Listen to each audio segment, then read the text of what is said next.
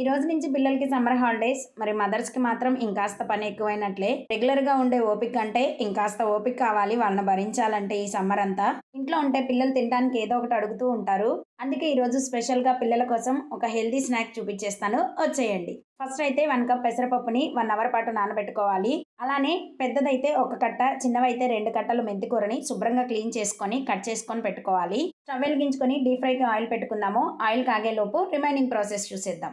నానబెట్టుకున్న పెసరపప్పులో నుంచి కొన్ని పెసరపప్పుని పక్కన పెట్టుకొని మిగిలిన పెసరపప్పుని మిక్సీ జార్లో వేసుకొని అందులోకి మీ టేస్ట్కి తగ్గట్టు సన్నగా కట్ చేసుకున్న అల్లం ముక్కలు, పచ్చిమిర్చి వేసుకొని మెత్తగా మిక్సీ పట్టుకోవాలి. పేస్ట్ని మిక్సింగ్ బౌల్లోకి తీసుకొని అందులోకి ముందుగా కట్ చేసుకున్న మెంతికూర, పక్కన పెట్టుకున్న పెసరపప్పు, 1 టేబుల్ స్పూన్ జీరా, 1 టేబుల్ స్పూన్ కారం, మన రుచికి సరిపడా సాల్ట్ వేసుకొని అంతా ఒకసారి కలుపుకోండి. వాటర్ ఏమీ యూజ్ చేయొద్దు. పెసరపిండి పట్టాం కదా, అందులో ఉన్న వాటరే సరిపోతుంది. ఇందులోకి 3 టేబుల్ స్పూన్ వరకు బియ్యం పిండి వేసుకోండి. ఒకవేళ మీకు పిండి లూజ్గా అనిపిస్తే ఇంకొంచెం బియ్యం పిండి యాడ్ చేసుకోండి. బియ్యం పిండి వేసిన తర్వాత మళ్ళీ మొత్తం ఒకసారి కలుపుకొని చిన్న చిన్న వడల్లాగా ప్రెస్ చేసుకొని ఆయిల్లో వేసుకోవాలి.